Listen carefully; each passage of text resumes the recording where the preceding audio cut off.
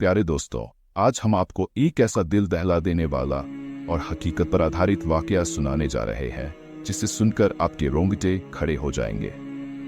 ये कहानी एक हाफिज कुरान लड़की की है जो एक गांव में रहती थी। उसका नाम आयशा था। वह नेक और ईमानदार थी और सिलाई का काम करती थी ताकि घर का गुजारा चल सके। उसकी एक बुजुर्ग माँ थी जो बहुत बुद्धिमान थी। आयशा ने सिलाई की कला में महारत हासिल कर रखी थी, लेकिन उसके लिए ईमानदारी और सच्चाई सबसे अनमोल थी। वह किसी भी ग्राहक का कपड़ा ठीक से सिलती थी और यदि कोई कपड़ा बच जाता या धागा कट जाता तो वह उसे वापस लौटा देती थी। आयशा की एक खास बात यह थी कि वह कभी किसी का सामान अपने पास नहीं रखती थी और किसी भी ग्राहक का 1 रुपया भी अपने पास नहीं रखती थी। वह ईमानदारी से अपना काम करती थी और इसी वजह से गांव में उसकी बहुत इज्जत थी। उसके पास कई लोग सिलाई करवाने आते थे, लेकिन वह कभी गलत कपड़े नहीं सिलती थी। एक दिन उसकी 2 सहेलियां उससे वाहियात कपड़े सिलवाने के लिए आईं। उन्होंने उससे उन कपड़ों को सिलने के लिए कहा जो वाहियात थे, लेकिन आयशा ने फौरन मना कर दिया क्योंकि वह एक हाफिज कुरान थी और उसकी तालीम उसे ऐसे कपड़े सिलने की अनुमति नहीं देती थी। उसने साफ कह दिया कि वह ऐसा कोई काम नहीं करेगी जो उसकी दीन के खिलाफ हो। उसकी इस बात से उसकी सहेलियां नाराज हो गई, लेकिन लड़की ने अपनी तालीम के साथ समझौता नहीं किया।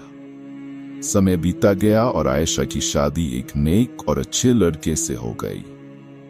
वह लड़का उसे बहुत खुश रखता था। उसका नाम जुनैद था और नौकरी की तलाश में था, लेकिन उसे नौकरी नहीं मिल पाई। वह घर लौट आया और मियां बीवी का जीवन साधारण तरीके से चलने लगा।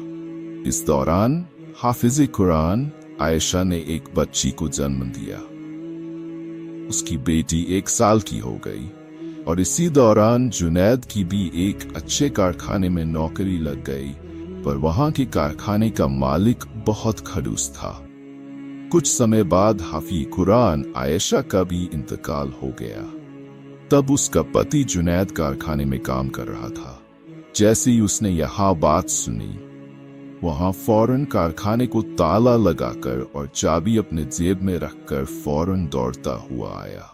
उसका इंतकाल होने के बाद उसे दफनाया गया और दफनाते टाइम जुनैद की जेब से चाबी उसी अलीमा की कब्र में गिर गई। जुनैद अलीमा को दफना कर वापस कर आया और रात हो गई। जब जुनैद अकेला बैठा तो उसने अपनी जेब को हाथ लगाया और देखा तो वहां चाबी नहीं थी। जुनैद बहुत घबरा गया और बहुत देर तक याद करने के बाद जुनैद को याद आया कि शायद चाबी अलीमा की कब्र में गिर गई है।